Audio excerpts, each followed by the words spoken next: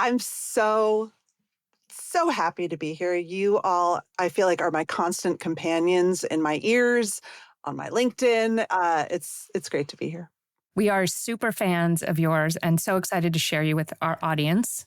So here's how today is going to work. We are going to spend a little bit of time getting to know you so that all of our fixers out there, as we call our audience, can also love you the way we love you. And then the three of us are going to answer some questions about confidence that our audience has sent in. This is part of our series on confidence that we are doing this season. Awesome. Let's do it. What are the big things that people get wrong about anxiety? That it's bad. Mm-hmm. That it's something that we can cure and never feel again. That's ridiculous, and we wouldn't even want that. But then I think on the other spectrum, that if you're in a really tough spot with anxiety, that you're never going to feel better. Because that's not true either. You know, there are so many great proven treatments for anxiety because it is so common. Some of the best advice I got about anxiety was from Dr. Alice Boyes, and she said, can we treat anxiety a little more lightly? Right? We feel anxious about feeling anxious. We feel stressed about feeling stressed. Can we treat it more lightly and bring it into our lives as even a source of wisdom? That's how I feel about it. There's still a lot of stigma around this stuff.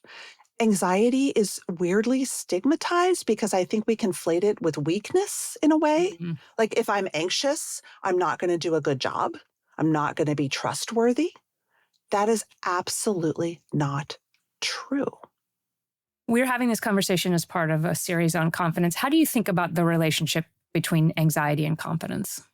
You can't have confidence without anxiety. You can't be great at anything without anxiety because anxiety happens also when we're pushing our growth edge. And it keeps us literally on our toes. Mm-hmm. And so I think you'll talk to any public speaker. We all know a ton of public speakers, performers. They're anxious all the time. And it's a really important thing to remember because I would say that everyone will experience anxiety. No one gets out of here without it. But when I think about anxiety as an illness, it really can be an illness. And that's where it really affects your life. Like maybe flying, you have to take medication and you avoid certain things. It's treatable and it's workable. I'm here living proof. But it's something that needs to be dealt with and managed. And when I say illness, I also mean things like bipolar disorder and major depression and things like that. That framework also, I think, invites people to reach out and get help. Yes. When it really starts to be a debilitating part of your life. I understand the critique of pathologizing this universal human experience, but I also think, to your point, there are experiences of this experience where it really can make an enormous difference to reach out and get help from healthcare professionals. Yeah, if you feel like you're anxious and you don't know why, if you feel anxious 20 hours a day, if you're avoiding things. Beautiful. Yeah. All right, let's get into it. Let's hear from some of our friends. So this first question comes from a fixer who is struggling to feel more confident at the office after working remotely. Hi, Anne and Francis. I'm early in my career and have spent most of it working remotely. The pandemic started my junior year in college, and so all my work experience has been remote until recently. Now I'm working in an office for the first time, and I struggle being confident in person. It feels different speaking in person versus Zoom, and I find myself tripping on my words and fixating on my body language. How can I get better connecting with my coworkers and feel less awkward in the office? Oh man, I know she's early in her career, but we hear some version of this from the full spectrum. We had a pandemic. We all went to our homes. We now have to kind of re-enter the world of other human beings and start to interact with them. What advice can you give our caller and the rest of us on how to do this with grace and curiosity and harnessing the awkwardness? Morra, that's what I'm going to try to do here. Oh man, I feel you. I struggle to work in an office even to this day and be with people all day because people are complicated. The first is to give yourself some grace. Learning how to show up at work is a skill. And you didn't get the chance to learn that skill. And so you're learning. and that's okay. And like for me, when I was early in my career, I would literally spend a good part of the day hiding in the bathroom just to get a moment and figure out like, what do I do now? I'm supposed to Yeah. stand up in this meeting, So this is a really common experience and it's a muscle that you sort of haven't exercised yet. So give yourself some grace. And here's the second one. And I thought about this is that the thing about feeling anxiety is that it's an internal belief and it doesn't always tell you the truth. And so what I would say to our caller is, do you know that this is true? Like, Mhm. do you know that you're showing up and your whatever presence could use a little bit more zhuzh? Or is it your internal belief that's telling you this? And is there a way that you can find that out? Like, is there a Mhm. friend you trust? Is there some way? Because, we were talking before for a lot of us, our outside doesn't match our inside. And so before you start feeling worse about yourself, establish that. And the third thing is to practice, Mhm.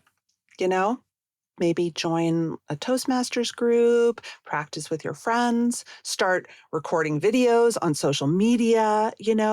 I think that we have to learn. No one tells us this. And so practice. And I thought about what she said about making friends. And I thought, like, could you sort of challenge yourself to be really brave and ask someone to lunch, like take a small step and then reward yourself? That's what I thought. I love it. I love it. And I love your point earlier about exposure therapy too. Like this is a learning by doing sport, like learning how to go into an office and interact with other human beings. This is not something that, we're born knowing how to do. And so I think my instinct was to start where you're starting, which is the story around the experience of feeling awkward and deciding that something is wrong.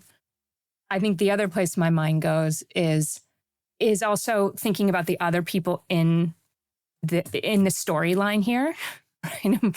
Like it's very like our own awkwardness is very self-distracting. It's something we want to pay attention to, but the probability that anyone else in that room is even noticing any of the behavior that she's fixing on, much less attaching, meaning to it that is similar to her, is quite low. But can we work on the story about our hero here going back to work? And can we work on the story around the other people in the room? There was a point in my career where I really got in touch with the fact that self-distraction is a universal human experience. Mm, People are not thinking about me. no. They're just not, right? Like, unless I work very hard to say, pay attention to me. And being awkward in a meeting or tripping over my words is not enough to pull people out of their own self-distraction. And so just learning by doing and continuing to expose yourself. For instance, I'm not going to project, but I suspect you may identify slightly with the experience of this caller. I do. And I have an idea that would work for me. So we'll find out if it works for them, which is work is not a monolithic thing. Work is, 6 or 7 different things. There's the meeting moment. There's the snack room moment. There's the lunchtime. There's the playtime. There's the bathroom. There's the walking in from the parking lot. So I would first identify the 6 to 10 things, get it mutually exclusive, collectively exhaustive. And then I would have lunchtime week. And I would just experiment on lunchtime week and then hold off on snack week because that's next week. And then I would do snack week and then I would do meeting week. And I would also try to spread the joy. I mean, you laughed at the thought of it, and it would be fun to have some fun talking to people and have my friends would all know I'm going to meeting week. Is And I'm snack week gonna like Shark Week?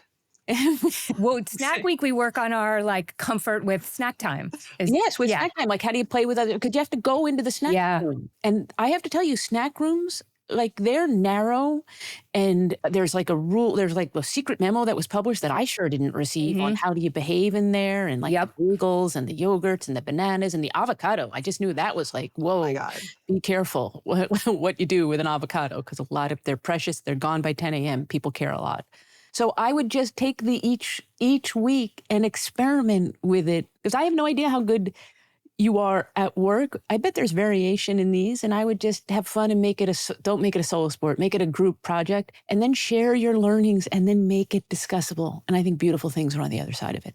It's so fun, Francis, and this is to your point more about, can we bring some lightness? Yes. Can we bring some lightness to this? And to the point about variability, she might be crushing the walk, in from the street to her desk. She might be strutting it. She might look amazing, but it's the meeting moment that she's feeling awkward. So yeah, let's complicate this in a beautiful way. I'm thinking of WNBA and NBA players when you see their outfits as they're coming into the stadium. It's like this tunnel. Listen, I love everything you're saying, and I'm just going to give her a pro tip from an introvert, which is, to your point, Anne, people think about themselves. And if you feel like you're struggling to make conversation and connect, ask them about themselves. You don't have to think about what you're going to say, because you're engaging them and talking about themselves, which, let's face it, is all of our favorite topic.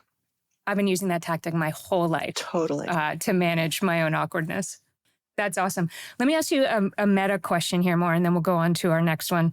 There are some generational stereotypes about young workers who have grown up online and then are now struggling with real world interactions. Are you seeing any of those patterns in our work? Or is it just that young people are better at talking about their feelings and feelings that the rest of us have had our whole lives? I love young people for sort of wearing their badge of honor. I have anxiety. This makes me anxious. And I hear about it a lot from older generations, a lot. And it's also couched in a way of they're always in their feelings and I just want them to do their jobs. You're nodding. Yeah. No, we've heard that a lot. I want to get to a world where you can be in your feelings and you do your job because you can understand how to manage your feelings. And that's the crucial step. Just like if you've grown up online, my kids don't really socialize as much as I did in person. They socialize online. That feels weird to me. That's their life. So maybe when you go to an office, you have to teach them a little bit. Mm-hmm. And maybe they can teach us about how to feel our feelings, but we can teach them about how to be brave and be resilient and be courageous and feel our feelings and do it anyway. Anxiety never killed, normal anxiety never killed anyone. You can do it. Yeah, and maybe they can teach us how to be less awkward on Slack. This can be a generational teach-in going both ways. If I use Gen Z slang, my children literally make me feel I've committed a federal offense. I do it all the time just to make our children crazy.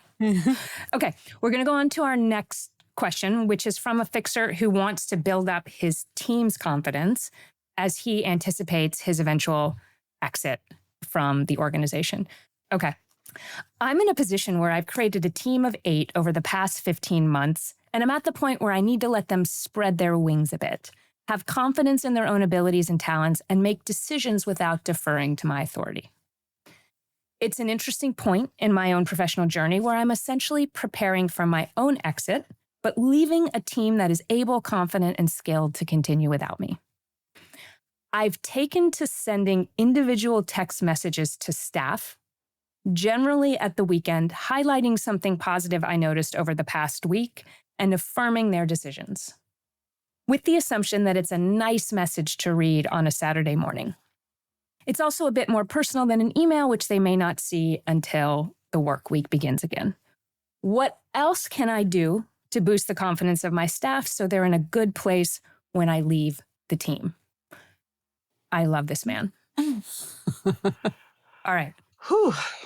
Morra, he's doing the thing. He's sending the weekend text that's affirming them. Why isn't it working? Oh, I don't know you, but I'm going to give you a little bit of tough love. Is that okay? Yeah. Am I Anne, or am I channeling the caller? The caller. Not okay. You. Yeah. Okay. So one of my favorite leadership teachers, Margaret Andrews, talks about the disconnect sometimes between our intention and our behavior. And so we know that our intention is really good, but our behavior may not be interpreted as such. And I love your intention, but would you want to hear from your boss on a Saturday? Mm-mm. I know from data that when you hear from your boss out of hours, it can create a threat response because our little brain is so ancient and trigger anxiety and stress. And that's not what you want. So, first of all, love the intention, but let's find a different way to deliver the message because sending something, they don't, like, why is he sending me this? It's Saturday morning. So, So not only may it not be working, to your point, it may be making the problem worse. correct. It may be Okay. backfiring and making people anxious. Where does your beautiful mind go on what else he could be doing to boost the confidence of his team? So, one of the things is that he says he wants them to make decisions without deferring to him and spread their wings. And I would ask him to look inside and say, is there anything that I'm doing that is causing them, maybe, to have to defer to me or not spread their wings? How many times am I checking in with them a day? Like literally count it. Mm. Right. When they check in with me, what kind of feedback am I giving them? Am I sort of encouraging that sort of like almost infantilization, right? Yeah, I'm getting some Papa Bear energy from this. Yeah. Papa bear energy. And here's the thing, and I'm not diagnosing in any way, but sometimes when we're anxious, like about our next job, we tend to micromanage. And so I would just ask him to, again, get curious, Mm-hmm. be detective, and of course, give himself some grace. And so my challenge to him is like, do the thing, let them, let them do the work. And then if it's good, shine it up the flagpole, right? That is the best thing that you can possibly do is if you want them to spread their wings, let them spread their wings. They're adults. They can And do then it. let's celebrate the shit out of the ones that do a great job. I love it. Francis, I suspect your mind was going somewhat similar. So for a few reasons. One is I was bothering employees this weekend. I know. This is actually an intervention. Yeah. Bad girl. Stop Bad girl. texting. But you know what? I learned from Ariana Huffington back in the day. She had always had two full-time executive assistants, one Sunday to Wednesday, the other Thursday to Saturday. Mm. It's a pro move. I might need some support on weekends because it's not like, oh, this weekend. So anyway, that's just a note to self. I might not make it part of a job. If Hire it's somebody.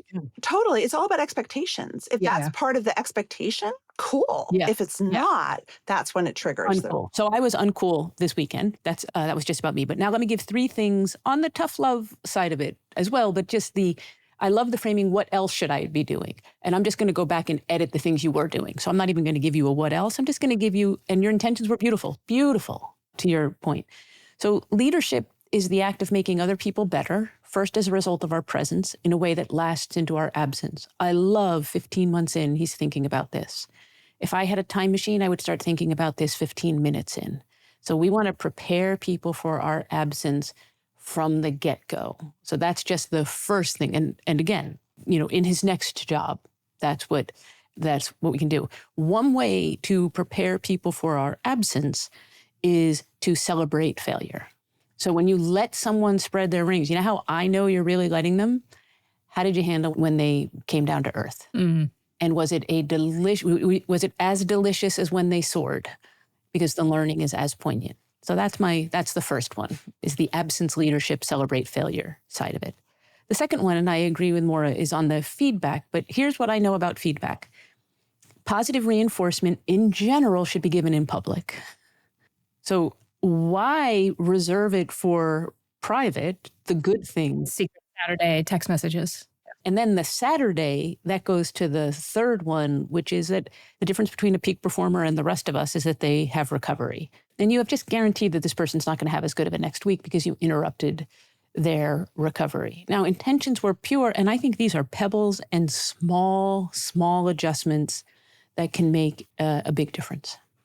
Francis, I think in our framework, a couple clues in his message that he is in the state of fidelity with high devotion, but the standards are probably too low for this team to be performing at its best. Yeah. And I think, just Francis, your point about feedback in public is that we all can smell bullshit.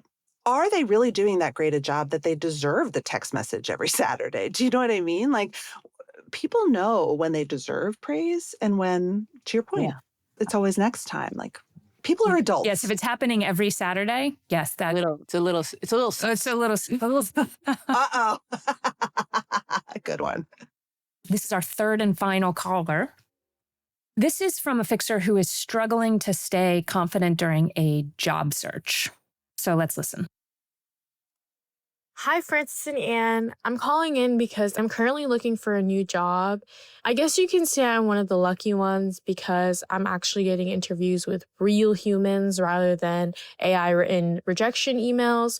But I guess it really doesn't matter because when I get to the final stages of the interview process, I am not chosen.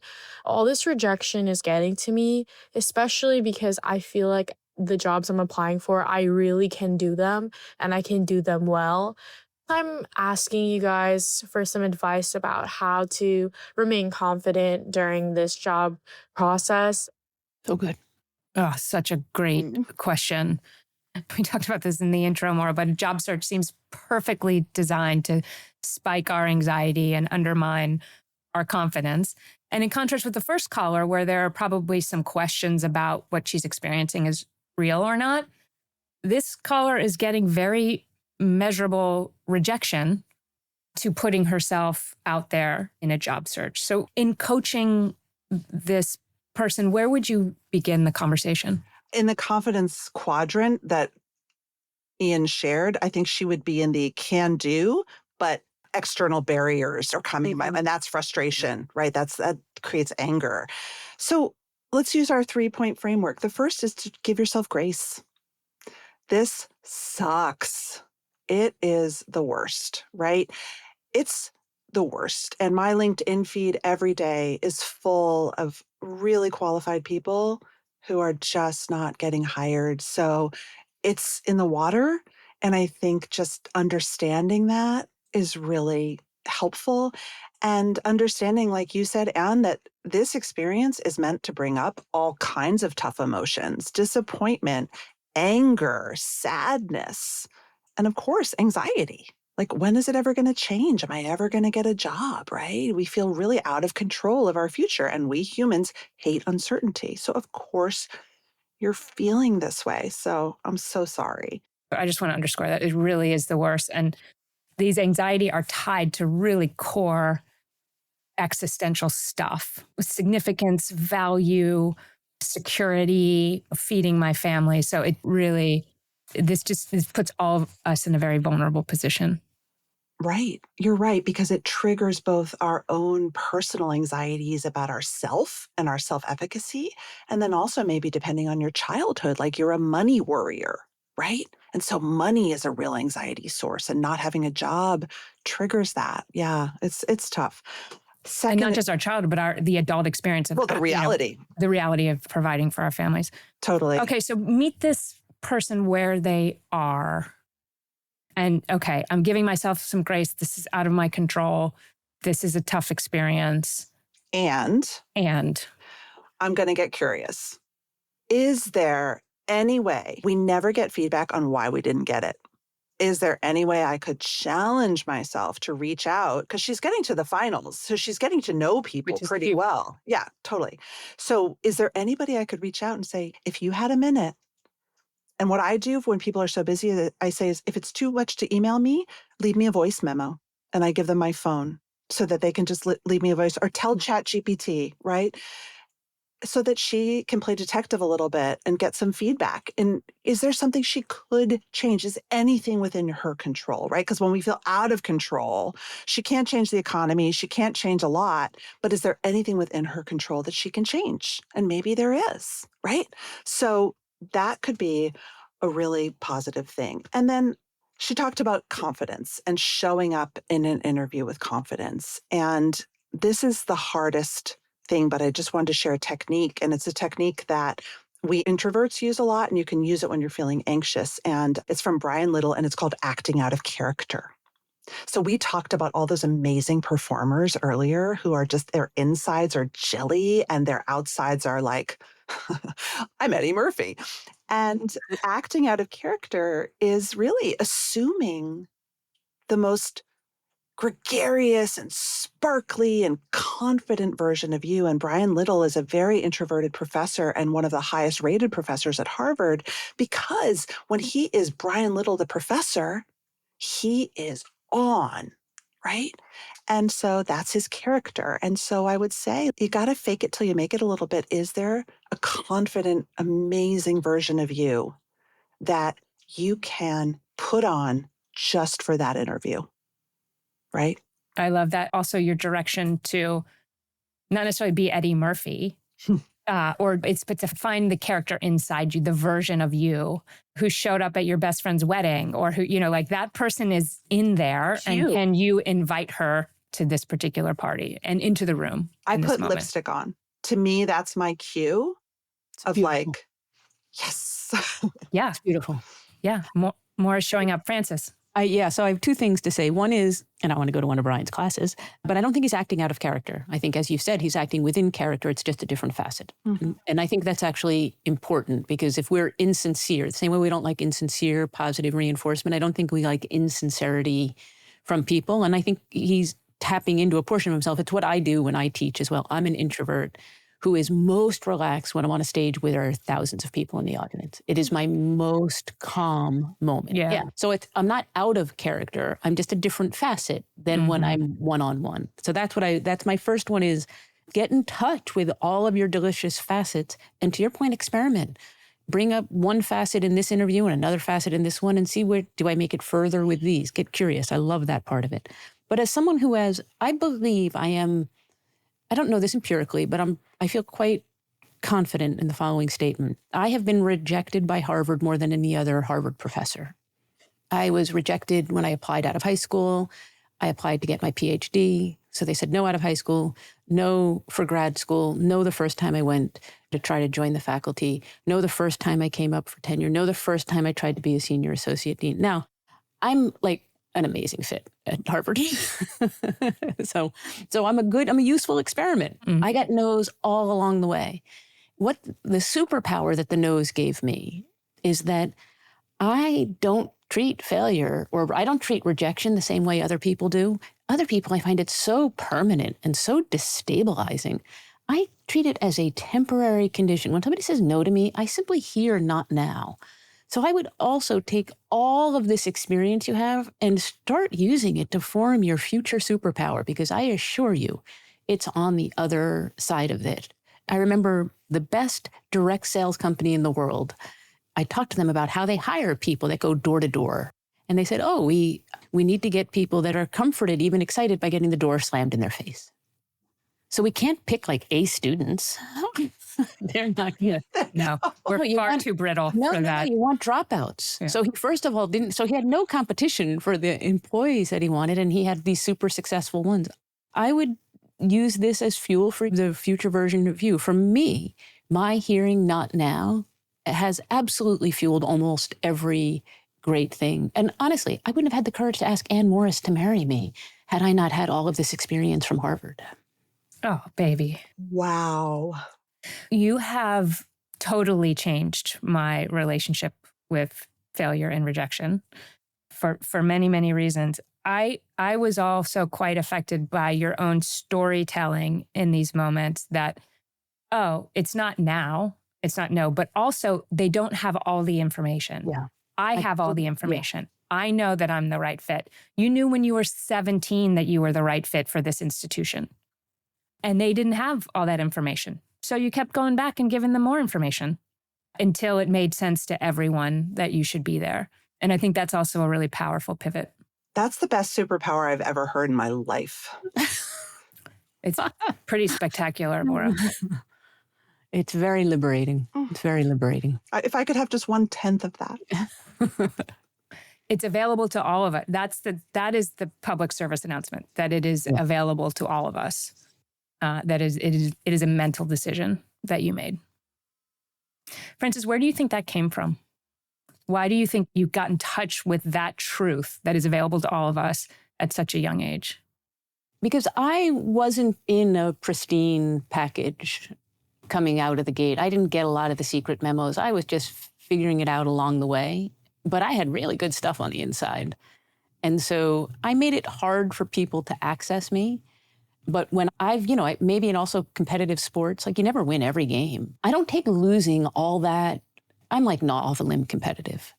And losing is a part of life. It's a part of sport. It's a part of life. And so I'm not devastated by any particular loss, but wow, am I going to squeeze every ounce of insight into it and watch the film and figure it out and get better the next time. So Morra, my wife, I joke, she has a one strike and you're out philosophy. Maybe because of you, it's 1.5 strikes. What did it have? Yeah, I have no such one strike. Are you kidding me? I've just said hello. Just said hello. Oh God, I'm just like sucking this in. It's funny what you said about brittle, because when I work with anxious achievers, like we tend to be perfectionists, and it's really hard to fail if you're a perfectionist. And I try to give them stakes are high for us. Yeah. high for everything, like making dinner. It's like, what? And perfectionism is brittle. Mm-hmm. It's brittle. It's so fragile. And what you're It's going to saying, keep you safe, but the opposite. exactly. And what you're saying, Frances, is like, bring it on. I'm not going to break. It's amazing. I do feel like I go through the world of one of the people that has had the blessing of not an ounce of perfectionism in me. And it's been like so wonderful. And so I coach a lot of people on how to overcome it, because it is this, flawless or failure is such a limiting way to go through the world. And it's likely to lead to mediocrity, great irony. Oh, because you can't take the risk of greatness. Yeah. And when I Stakes are see too the high. ingredients of greatness there, I'm going to help coach you to get to the higher part of it. But anyway. Yeah, because perfectionism is anxiety, and it's anxiety that we have to break through. Yeah. Yeah. And get to the other side. That's the good anxiety that's telling us to push ourselves, and we have to break through our fear of it. Morra, very sadly, we're going to have to wrap up this. Please come back next week. Yeah. I feel like we just got started. For this conversation, we're just going to call it this conversation. Is there anything else you want to share with our audience? I just think everyone should write what Frances said on a pillow or on a Post-it note in front of their computer. I'm a big fan of Post-it notes on your monitor. So if you heard anything in this conversation or from your excellent podcast, or write it on your computer, so when you're on that Zoom meeting, you can see it and think, I got this. What's on your monitor right now, Morra? Think before you speak. Nice. I'm a blurter. Mine says host the party, and I have another one that says tell the truth. But I'm also a big believer in this tactic. I don't have any. You don't need it. She doesn't need them. Oh, you're above the Post-its. Okay, everyone else, use the post. Great. Morra, how can our listeners find more about your incredible work? Oh, well, you can buy my book, The Anxious Achiever. You can listen to my podcast, The Anxious Achiever. But if you want to talk to me, find me on LinkedIn, send me a message. I'll write you back. Amazing. That's an amazing offer, everybody. An amazing offer. You are incredible. Thank you so much for joining us today. This was so fun. Thanks. That's it for this week's show. If you like the show, follow us and tell your friends. And please leave us a review. It really helps The Anxious Achiever get found by people just waiting for our content. I'm your host, Morra Aarons-Mele. Lots more to come in the next episode.